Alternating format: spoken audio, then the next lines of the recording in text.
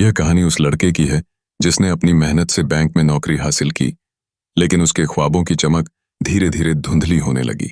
शुरू में उसकी खुशियां आसमान छू रही थीं, मानो उसने अपने भविष्य के लिए बड़ा कदम उठा लिया था।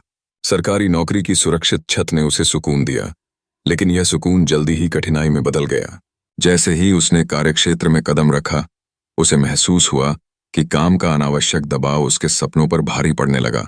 सुबह 10 बजे से 5 बजे की नौकरी अब उसकी जीविका नहीं, बल्कि एक बोझ बन गई। टारगेट्स की भरमार और असीमित काम की वजह से उसने देखा कि शाम के समय भी छुट्टी का कोई वादा नहीं था। उसके होश खो देने वाले काम की गहराई में वह खुद को खोने लगा। छुट्टियों में भी उसके दिमाग में काम की चिंता बनी रहती थी।